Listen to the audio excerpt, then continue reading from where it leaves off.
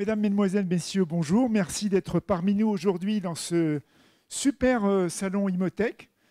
Moi, quand je suis arrivé pour visiter le salon ce matin, je me suis dit, finalement, l'adage « Small is beautiful », c'est un super adage parce que ce qu'on a à travers ce salon, c'est un aéropage de ce qui se fait de mieux dans la tech au Maroc au service de l'immobilier. Je crois qu'on a beaucoup de chance. Il n'y en a pas beaucoup, mais le peu qu'il y a, en tout cas, que j'ai pu visiter ce matin, ce sont des entreprises portées par des femmes et des hommes qui ont à cœur de mettre à disposition de l'environnement, du métier de l'immobilier, tous les outils de demain pour permettre de produire mieux, d'une manière beaucoup plus sociable et probablement aussi moins chère, puisqu'on est dans des démarches d'optimisation, on va en parler. Alors, je m'appelle Karim Ammar, je suis CEO d'un groupe qui s'appelle Gen Group, qui officie depuis à peu près 30 ans dans la data, puisque nous avons commencé il y a 30 ans à gérer sur les sites centraux des 3480 et des DPS 7000 de bulles dans les banques, des compagnies d'assurance, dans les environnements de sécurité nationaux et internationaux. Et donc, on a géré depuis 30 ans la data dans ces environnements. Il se trouve que, un peu par accident, mon groupe est rentré également dans l'immobilier avec une signature de promotion qui s'appelle JetSecond, qui construit à peu près 1500 logements par an à travers le Maroc et dans 3 pays d'Afrique et 1 pays d'Europe. Et donc, on est concerné en tant que promoteur immobilier par cette problématique de la data. Alors évidemment, il y a des gens qui sont tombés dedans comme nous, mais il y a aussi des personnes qui appréhendent la data aujourd'hui et qui vont l'appréhender demain.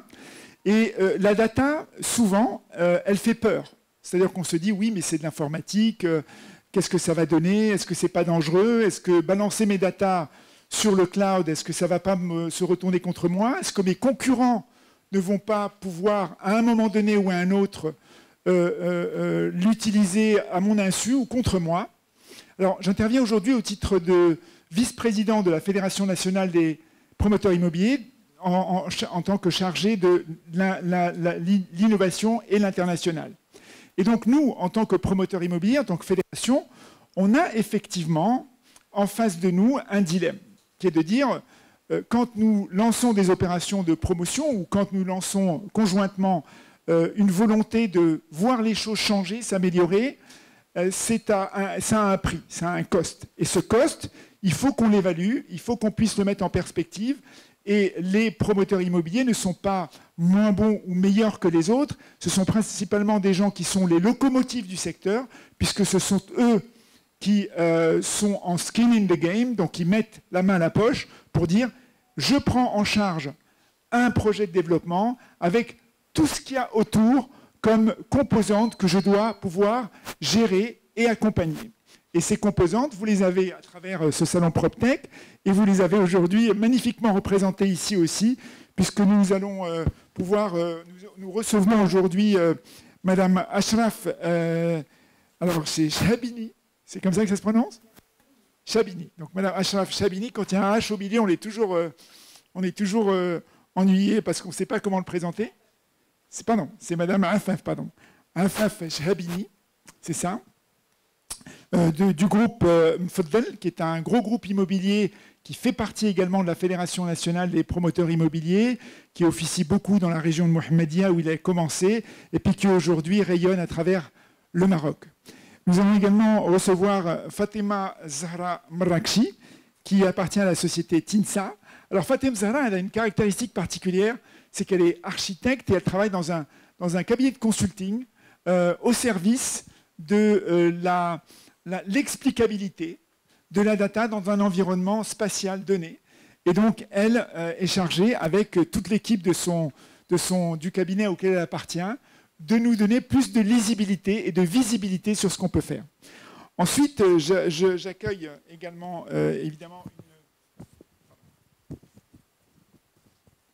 une invitée qui nous vient de Tunisie, qui a une expérience très profonde dans les data au service de l'immobilier.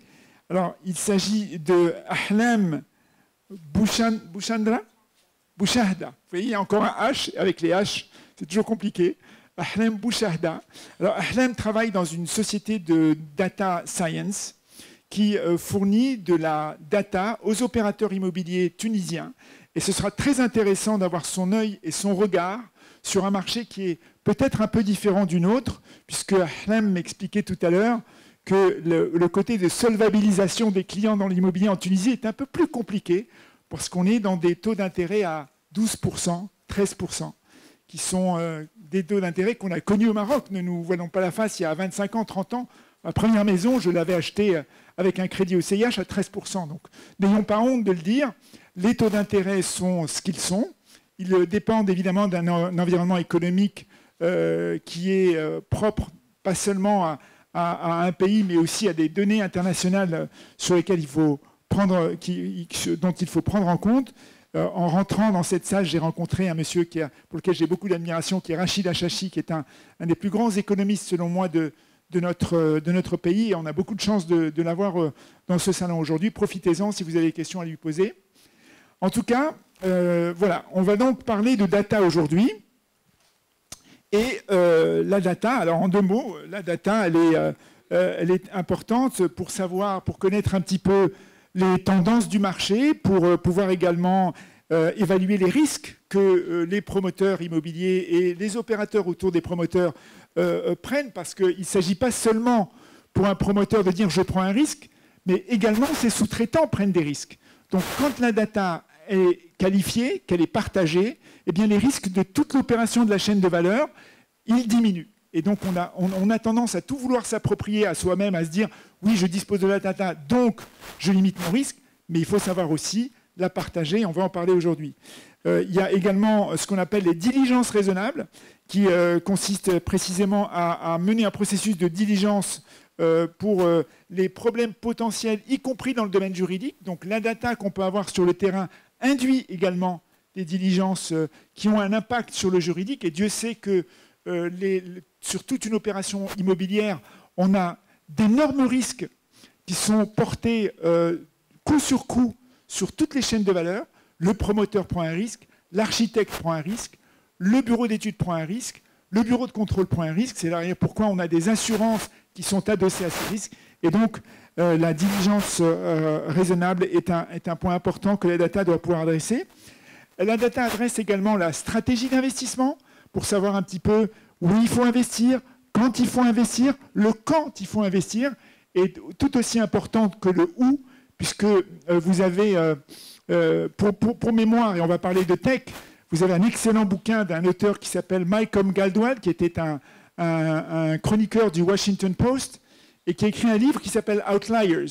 Outliers, ça raconte l'histoire de toutes les grandes tech compagnies par rapport aux petites, et qui raconte comment ces tech compagnies, en fait, ont réussi. Et l'indicateur de temporalité, de c'est le bon moment de lancer un projet dans cet endroit particulièrement, eh bien, c'est un des principaux indicateurs de réussite de ces groupes. Donc nous, on entend parler par rapport, par exemple, à un Netscape qui est arrivé un peu plus tôt. Netscape étant le moteur de recherche qui a été complètement disrupté par Google, pour des raisons qu'on peut évoquer un autre jour. Mais en réalité, ce qui se passe, c'est que vous avez une temporalité dans l'immobilier qu'il faut savoir prendre en compte. Si vous construisez demain dans une zone où il n'y a personne, où vous n'avez pas de connexion, ça c'est le b.a.-ba de l'immobilier, où vous n'avez pas de transport, où vous n'avez pas de liaison avec une ville principale autour, ben vous avez toutes les chances de retarder votre rentabilité versus un endroit qui est connecté à, on va dire, un lieu de vie. Je ne dis pas une ville, je dis un lieu de vie, il faut qu'il y ait une histoire. Vous avez également l'allocation des ressources. Comment la data va me permettre d'allouer mes ressources et de pouvoir les répartir dans le cadre de mon projet et d'optimiser tout ce que je fais, encore une fois, avec l'ensemble de mes partenaires. Vous avez également le ciblage des clients. Alors moi, je dis toujours que je dis no sales, no fairy tales. S'il n'y a pas de vente, il n'y a pas de conte de fées. Parce qu'on a beau dire ce qu'on veut, mais c'est d'abord pour un client final qu'on fait ces projets, c'est d'abord pour eux que l'ensemble des opérateurs qui travaillent autour de nous, les promoteurs, sont là pour garantir une sécurité, une durabilité, une vie agréable dans l'environnement qu'on traite pour eux. Je dis on traite parce qu'il faut traiter cet environnement. Il ne suffit pas de dire je vais construire, il faut le traiter comme on traite potentiellement un petit bébé qui va grandir et faire grandir avec lui un ensemble de familles. Et ce n'est pas simple, vous le savez probablement tous. La data vous permet de prendre des bonnes précautions et d'éviter les pièges. Elle vous permet d'avoir des compétences analytiques. Alors cette dimension, elle peut interpeller parce qu'en réalité, quand vous avez de la data, vous avez l'ensemble de vos collaborateurs qui sont conditionnés pour travailler avec cette data. Et on se demande à un moment donné qui commande l'autre. Est-ce que c'est la data qui commande l'ensemble de vos collaborateurs à l'intérieur de l'entreprise ou est-ce que c'est les collaborateurs de l'entreprise qui commandent la data? Je peux vous dire que la ligne est ténue entre les deux, de savoir qui commande l'autre et qui va commander l'autre à l'avenir. Voilà, vous avez également l'analyse des coûts et des avantages versus ces coûts. Mais je pense que nos intervenantes aujourd'hui, et je pense que j'ai le plus beau panel d'intervenantes de tout ce salon, et donc je suis très fier, vont pouvoir partager avec nous leur expérience et pouvoir s'exposer aux questions-réponses que vous aurez à poser. Merci. Alors, on va commencer par vous, AFF. Alors, vous êtes à la tête de la direction de l'organisation et des systèmes d'information du groupe Mfodel. Vous êtes le représentant d'un promoteur immobilier. Vous représentez donc pour nous l'ensemble des promoteurs immobiliers et leur système de pensée. Parce qu'on a tous, dans nos métiers respectifs, un système de pensée qui est lié à l'écologie de l'endroit du métier qu'on pratique. Alors, AFF, dites-nous, vous, en tant que promoteur immobilier, comment vous voyez l'approche data dans votre métier aujourd'hui par rapport à hier et à l'avenir? Bonjour tout le monde. Bonjour Karim, merci pour cette belle présentation. Donc, très simple, pour nous promoteurs, le constat aujourd'hui, c'est qu'avec l'avènement du web et des nouvelles technologies, le comportement a radicalement changé des futurs acquéreurs. Aujourd'hui, un futur acquéreur, il passe d'abord par une recherche sur Internet avant tout acte d'achat, en renseignant un nombre important d'informations sur soi, sur son besoin, nom, prénom, civilité, segment de profession, toutes ces informations-là. Donc, de ce fait et de ce mindset, aujourd'hui, nous promoteurs, nous sommes obligés de changer nos stratégies et de s'appuyer beaucoup sur du marketing cross-canal pour pouvoir adresser et toucher une audience plus large. D'accord? Parce que aujourd'hui, tout le monde utilise, avec la facilité du téléphone, tablette, aujourd'hui, tout le monde d'abord passe par ça avant d'aller visiter, avant d'aller voir un bureau de vente, etc. Donc tout ce que je viens de dire nous oblige aujourd'hui, promoteurs, à devenir des data driven. Okay? Alors, être un data driver ne s'improvise surtout pas. Aujourd'hui, il ne suffit pas de posséder cette information qui est collectée à travers nos différents outils de gestion, qui est un ERP, un CRM, un centre de relations clients qu'on a. Aujourd'hui, cette information-là, elle a le mérite d'être bien qualifiée et bien croisée avec d'autres informations que nous n'avons pas et qu'on collecte à travers nos partenaires, architectes, topographes, cabinets d'expertise, etc. Aussi...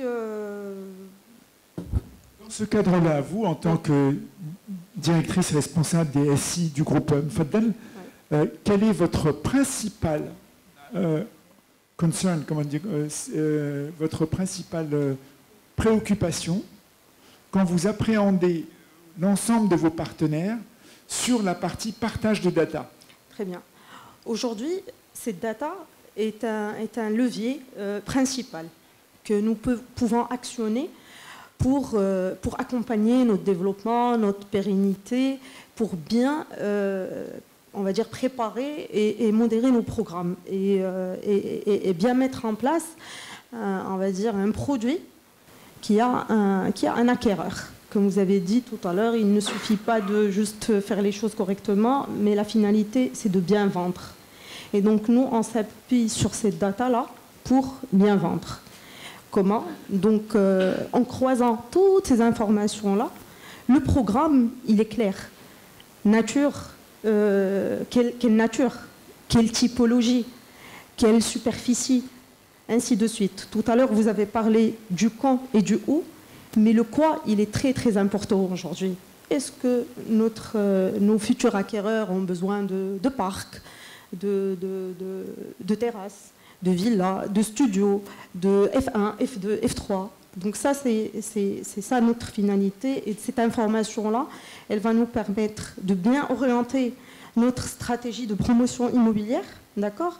Et elle va nous permettre aussi de bien adresser les besoins qui sont de plus en plus exigeants de nos futurs clients. Alors, moi, en tant que directrice Orga et SI, moi, la finalité, c'est que toutes ces informations-là soient exactes, bien qualifiées, et elles donnent des statistiques qui vont permettre aux promoteurs de bien définir leur programme. Moi, je voudrais qu'on fasse attention au titre que vous portez, qui est directrice de l'organisation et des systèmes d'information. C'est ce qu'on disait tout à l'heure. Les systèmes d'information induisent une nouvelle forme d'architecture à l'intérieur de l'entreprise. Et c'est la raison pour laquelle vous portez ces deux titres, qui sont en fait deux titres complètement différents quand on les prend dans une organisation ou une autre, et là vous les regroupez.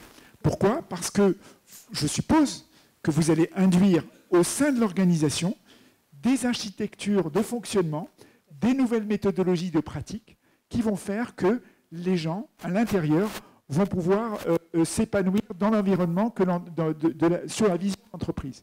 Alors, les datas maintenant pour le client final, celui qu'on sert, celui que vous servez. Comment est-ce que vous appréhendez ces datas au service, pas seulement de vendre un projet, mais de vendre aussi et de pouvoir appréhender l'après-projet? Exactement. Donc, c'est en fait, pour nos clients, c'est au-delà du bien, c'est le service autour du bien. Et donc, en analysant la data collectée, etc., comme je vous ai dit, on va bien comprendre le besoin de ce client-là, qu'est-ce qu'il cherche, et on va lui proposer un bien avec des services autour. Parce que la tendance aujourd'hui, on cherche plus du co-living et on va dire des résidences avec des services à côté pour assurer un bien-être des futurs acquéreurs.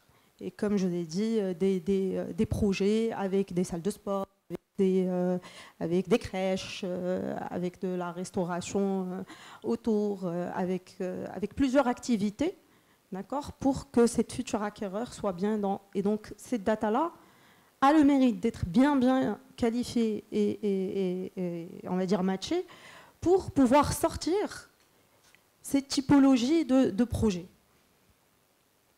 D'accord, mais pour traiter ensuite, parce que vous avez ensuite des problématiques de maintien de la résidence. Imaginons que vous construisez un immeuble ou une résidence. Bien sûr.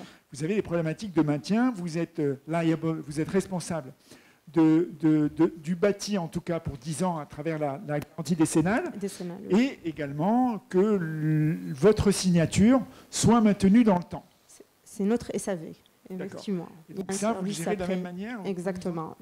Après-vente aujourd'hui, il s'appuie toujours sur de la data et donc en développement des outils qui permettent à nos clients un accès direct à nous par le scan d'un QR code et directement il est sur notre plateforme et là il va renseigner un ensemble d'informations y compris sa réclamation, son besoin et tout ça.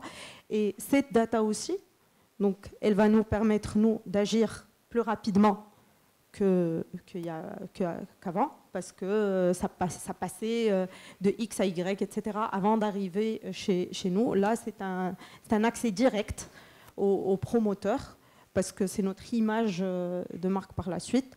Et cette data, elle aussi, elle est collectée, qualifiée, retravaillée, et on capitalise dessus pour les nouveaux projets. Très bien, la capitalisation pour les nouveaux projets, c'est un terme qu'il faut garder en tête, oui. Parce qu'effectivement, on a besoin d'avoir de l'expérience et de l'expertise, et comme on n'est pas probablement tous des Einstein, eh bien, il faut avoir une base de données qui nous permet d'apprendre de nos projets pour encore mieux entreprendre les nouveaux. Merci beaucoup, Afef. Merci. Merci à vous. Alors, Fatem Zahra, vous êtes un peu atypique, vous êtes architecte. En général, un architecte, c'est quelqu'un qu'on voit bien dans un cabinet, avec en face de lui des plans, etc. Et vous avez choisi la voie d'aller dans un bureau d'études, dans un bureau d'expertise, qui permet effectivement à toute la profession, toute la chaîne de valeur de la promotion immobilière, de pouvoir avoir des repères sur l'ensemble des sujets qu'il traite. Est-ce que vous pouvez nous en parler, nous dire un petit peu quelle est votre vision à travers votre expérience au sein du cabinet sur ce sujet? Et je pense que vous avez une présentation à nous proposer.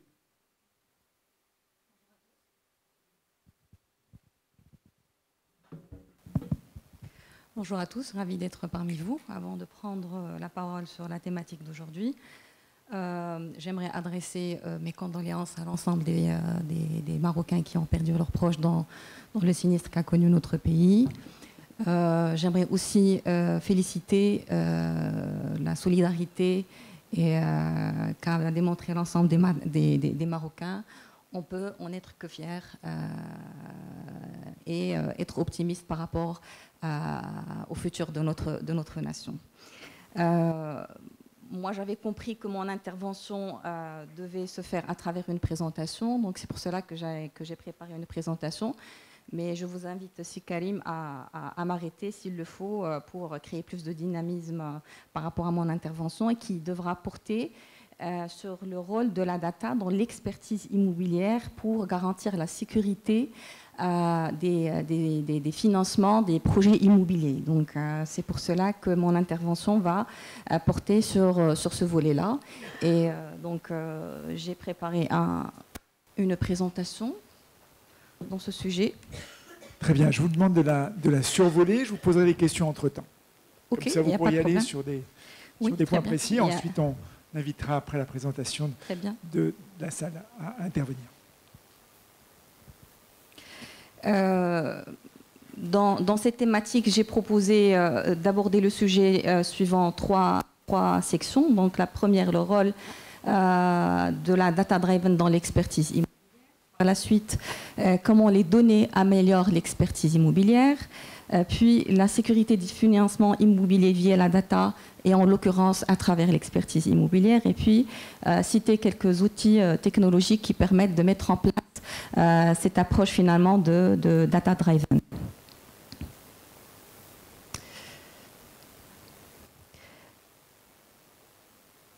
Alors, j'aimerais commencer mon intervention par donner une petite définition de ce que nous, on comprend autant qu'experts en immobilier d'une approche data-driven. Il s'agit d'une méthode qui consiste à élaborer des stratégies, à prendre des décisions et à résoudre des problèmes en s'adossant à des données empiriques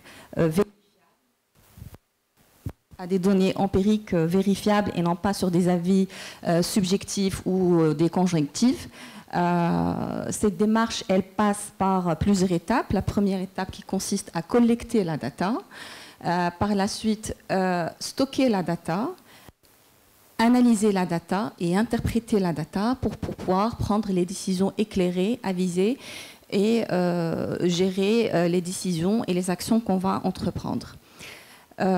Avant, l'expertise immobilière ou bien un rapport d'expertise en immobilier pouvait se contenter de 2 pages où l'expert pouvait dire je me suis déplacé à cet actif-là, j'estime que sa valeur elle est de temps. Très bien. Mais en fait, derrière, on n'a aucun moyen de vérifier la véracité des éléments qui sont fournis, ni même juger si cette valeur qui est émise elle est correcte ou pas. Aujourd'hui, les mandataires et les donneurs d'ordre, précisément les prêteurs, sont beaucoup plus exigeants et demandent plus de détails sur les rapports d'expertise. Ils demandent des rapports d'expertise qui sont fiables, qui sont argumentés, qui sont étayés et qui comportent beaucoup de data dans l'optique de prendre les bonnes décisions quant au financement des opérations de projets immobiliers. Donc, la data-driven s'inscrit dans cette optique-là. Ce qui nous ramène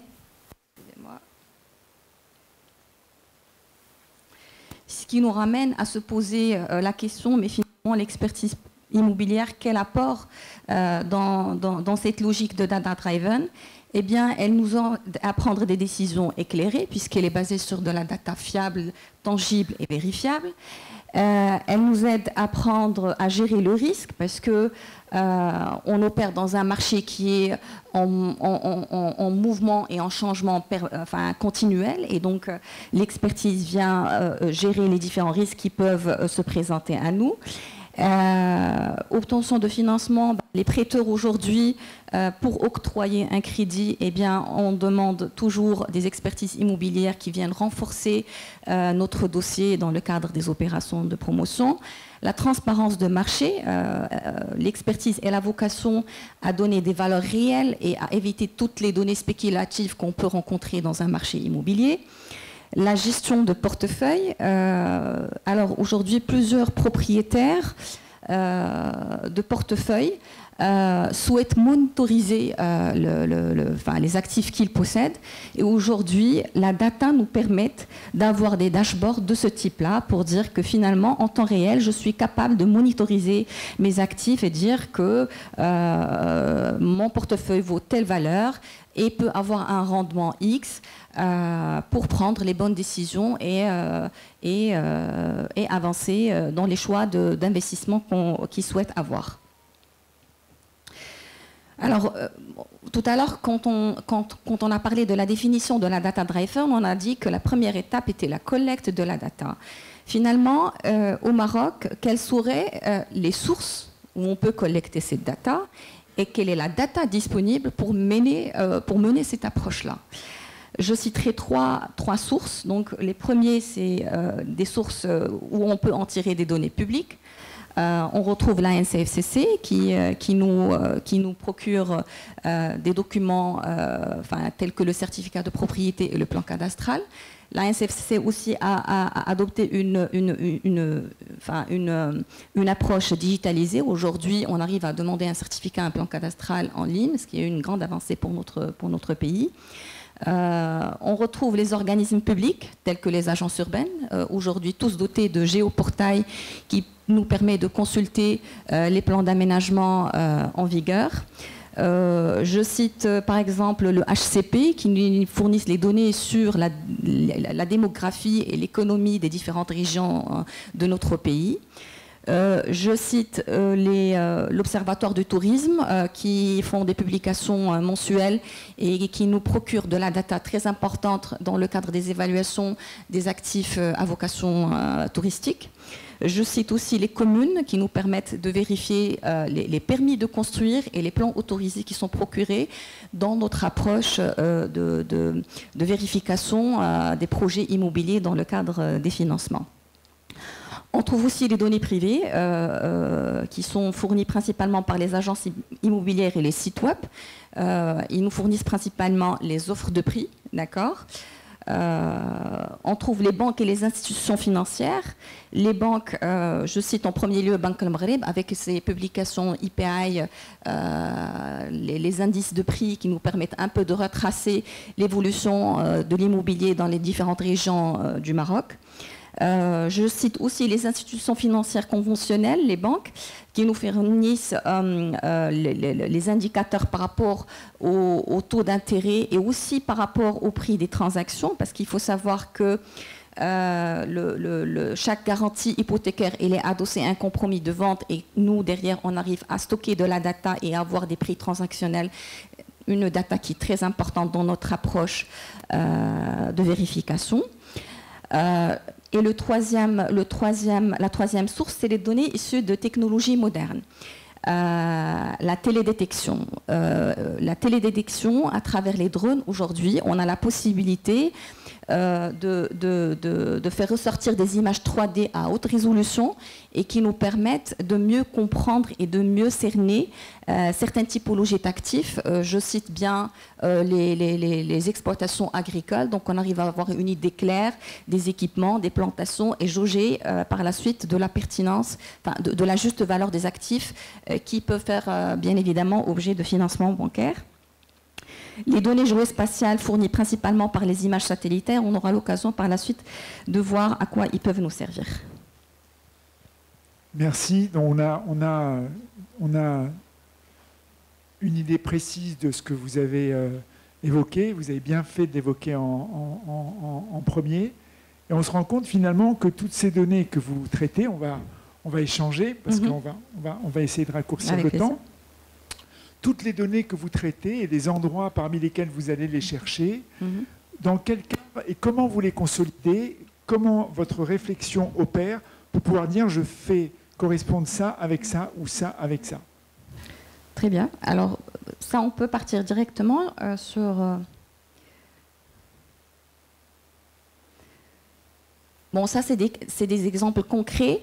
À travers l'analyse des data, on arrive à sortir des dashboards qui peuvent nous donner pas mal d'informations pour juger de la pertinence et la viabilité de projets immobiliers. Par exemple, là, on parle d'une cartographie qui illustre un peu les rendements par quartier, par zoning. On arrive aussi à illustrer les prix de vente, les prix de location. Donc, c'est des données qui sont très importantes dans l'étude de la viabilité de tout projet économique. Et dans notre démarche,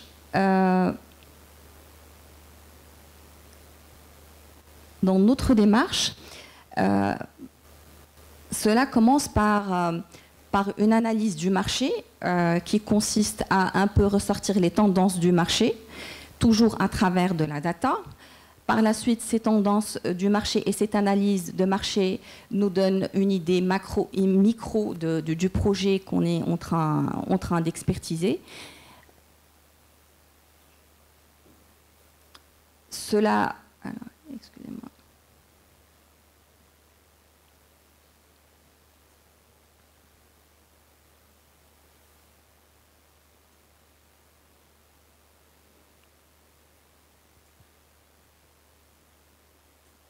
Alors, pour pouvoir avancer et terminer sur ce thème, quels sont vos interlocuteurs principaux dans le métier que vous exercez? Est-ce que c'est le promoteur? Est-ce que ce sont les architectes? Est-ce que ce sont non, c'est pas. Enfin, ça peut être les promoteurs aussi, mais on travaille principalement avec les organismes de crédit qui ont besoin d'avoir une idée claire sur la viabilité d'un projet immobilier. Et c'est pour cela qu'on fait appel à un expert pour passer un certain nombre de vérifications basées principalement sur la data pour jauger la pertinence de ce projet et dire que finalement, ce projet, on a l'aval et on a tous les points verts pour donner, pour donner les financements nécessaires à ce projet.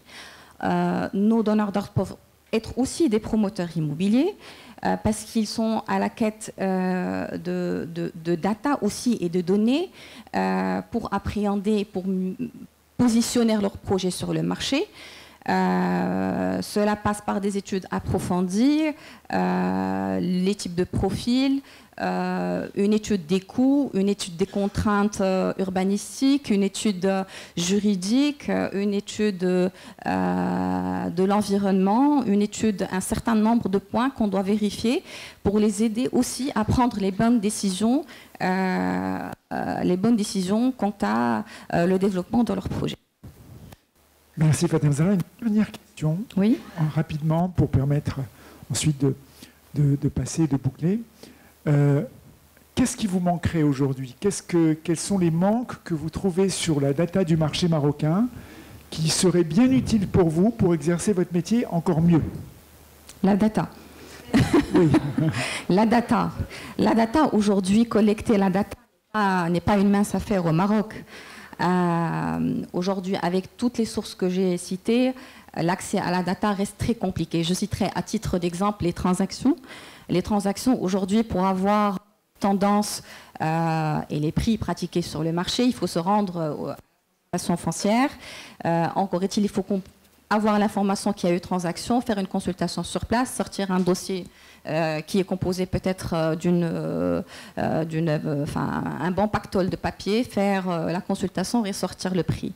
Donc la data reste quand même une information difficilement atteignable.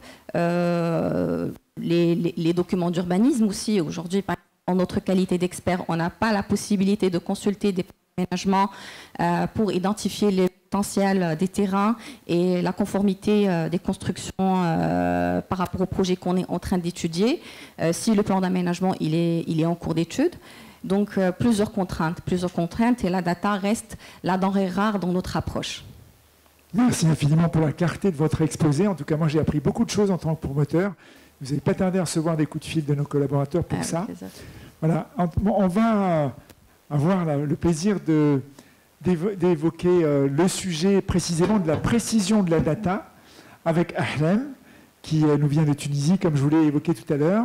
Alors Ahlem, vous, par rapport à ce que vous avez entendu de Fatem Zahra, quelle est votre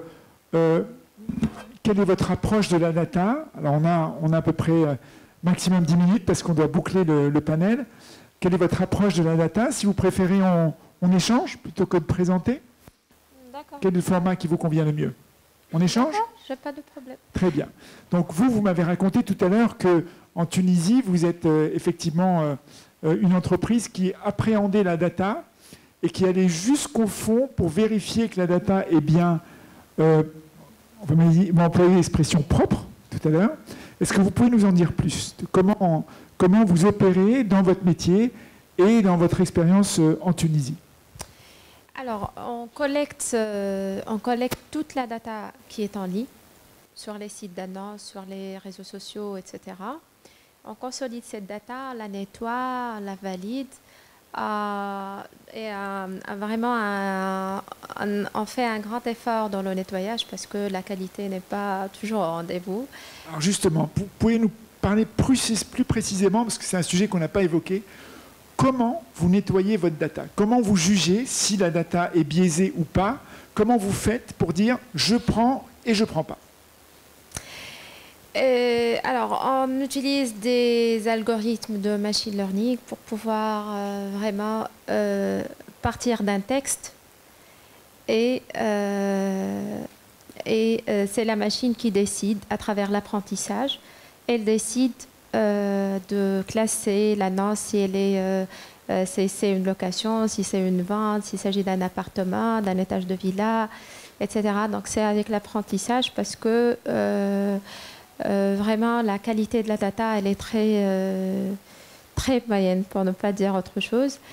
Et donc c'est avec les algorithmes supervisés de machine learning qu'on est en train de vraiment améliorer toujours la qualité de la data. Alors c'est intéressant parce que vous avez parlé d'algorithmes supervisés. Ça veut dire quelque part que vous avez effectivement des outils de machine learning qui tournent, qui ont des particularités, c'est qu'elles peuvent taguer les images, mais vous avez besoin de superviser, c'est-à-dire que vous avez besoin d'une intervention probablement humaine à un moment donné pour pouvoir vérifier que ce que vos algorithmes vous donnent comme résultat, ce sont des résultats que vous pouvez exploiter. Oui, bien sûr. Comment vous procédez? C'est pour vérifier, en fait, parce qu'on utilise les algorithmes de machine learning pour classer les annonces et surtout pour éliminer les doublons qui sont presque, sur le marché tunisien, on est sur 50% de doublons. C'est quoi des doublons? C'est la même annonce qui est dupliquée plusieurs fois.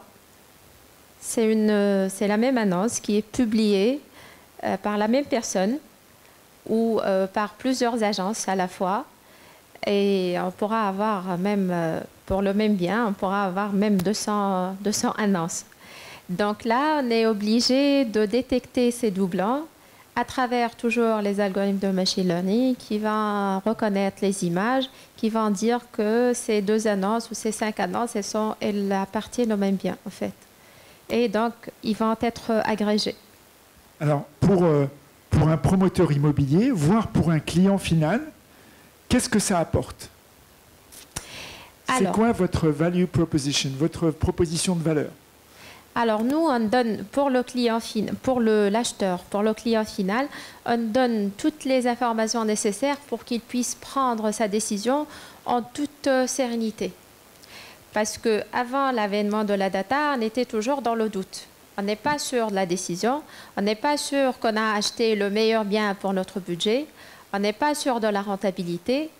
C'est toujours au flair.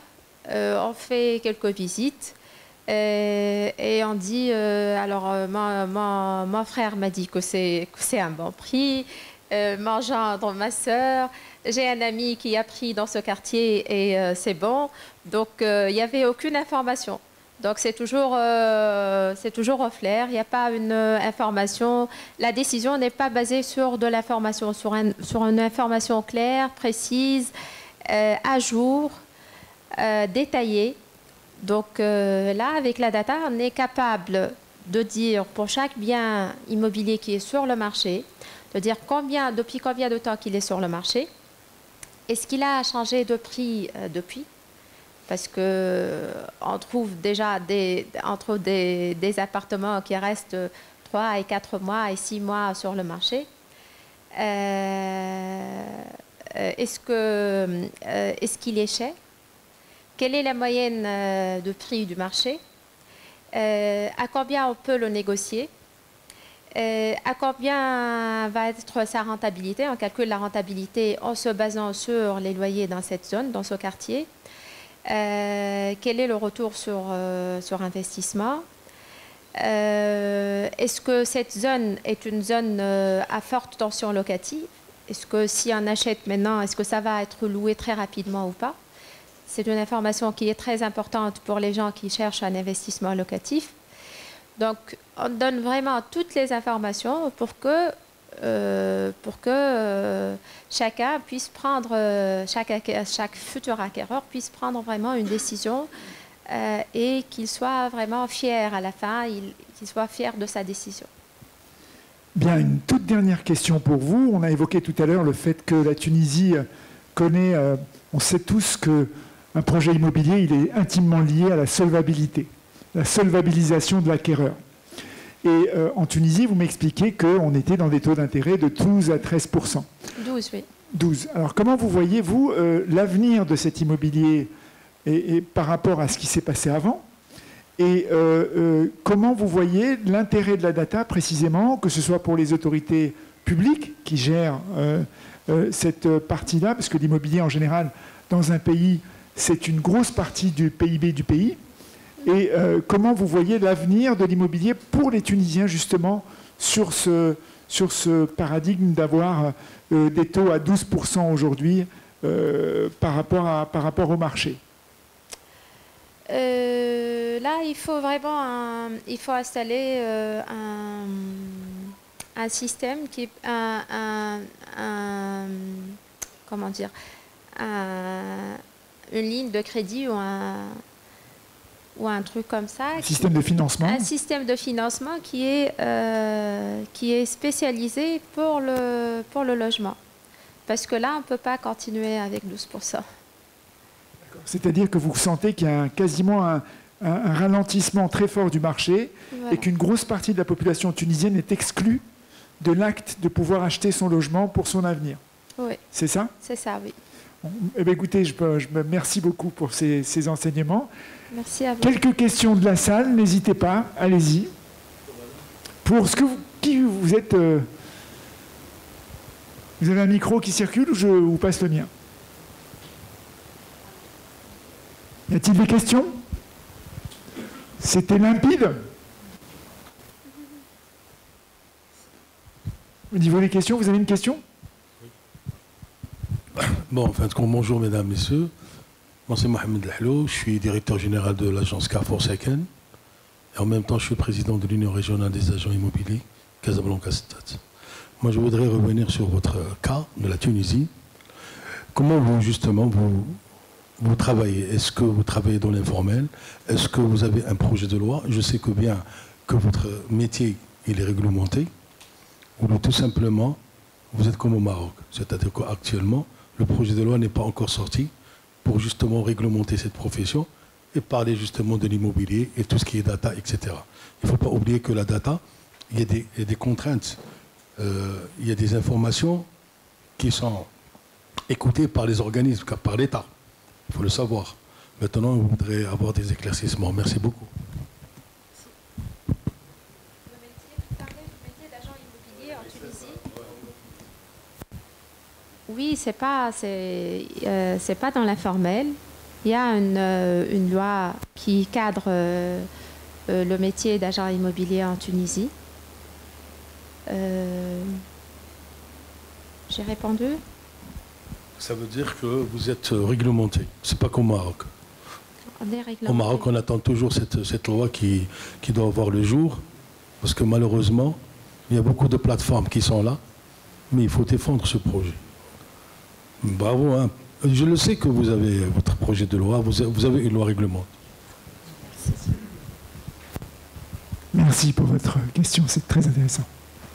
Bonjour tout le monde. Je voudrais vous poser une question. Quand je lis votre titre, je voudrais savoir à quelle échelle vous êtes associé à la décision d'acquisition du terrain, de type d'appartement. À quel moment on vous associe dans le processus de développement d'un projet, vu que vous avez le cœur de l'info. Est-ce que vous êtes associé dans la recherche de terrain ou plus en aval? C'est très, très intéressant.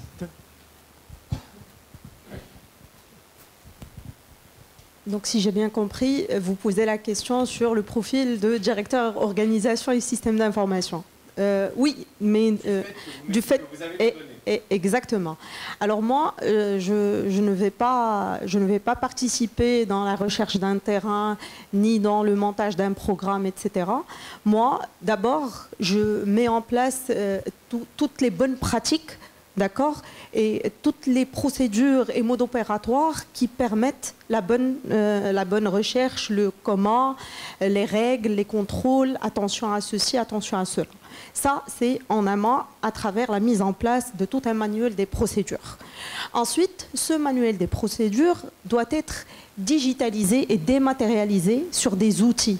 Donc, je vais participer dans le choix et le déploiement des outils qui vont permettre d'adresser notre métier et notre besoin. Et donc, tout ce qu'on a dit est validé comme procédure, on va le dématérialiser sur ces systèmes d'information-là.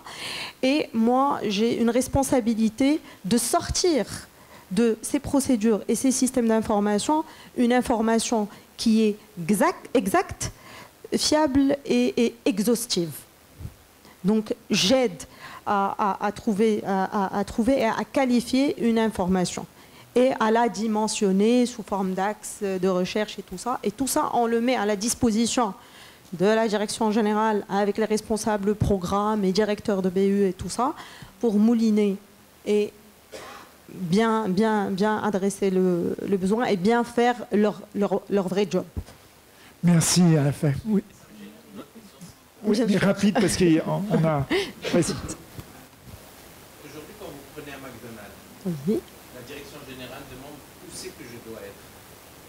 Comment vous pouvez faire pour que le promoteur il vienne chez les gens qui maîtrisent l'info et que vous, à travers ce qu'on voit là, vous dites pour les 3 prochaines années, il faut qu'il y ait un terrain là, il faut aller chercher dans tel endroit.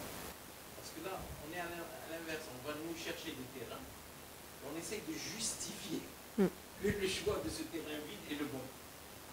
Alors, là, c'est plutôt Fatem Zahra qui a une partie de la réponse. Fatem Zahra, en 10 secondes, parce qu'on a, mesdames, messieurs, l'inauguration qui se fait de l'autre côté et on serait ravis de vous avoir autant à l'inauguration. On vient de me signaler qu'elle a lieu dans quelques minutes. En fait, le choix du terrain, il émane de son potentiel, de ce qu'on peut faire. On n'achète pas un terrain pour le laisser comme une réserve foncière, mais on l'achète parce qu'il est destiné pour tel ou tel projet et cette réflexion doit être entamée en amont pour juger la pertinence de ce choix d'investissement. Donc, ça de 1. Et de 2, aujourd'hui, la data nous permet de ressortir des cartes, par exemple le cas de McDonald's, des cartes d'achalandage, où sur des zones, on dit que cette zone-là, finalement, on a un achalandage très important qui y est traqué par plusieurs outils technologiques et nous permettent de prendre les bonnes décisions par rapport à ce type d'investissement.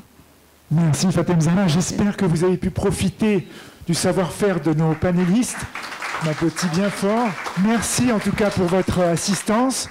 On a senti qu'il y avait une bonne électricité dans la salle, une bonne vibration. On va à l'inauguration, puis on revient. Voilà. Merci, monsieur.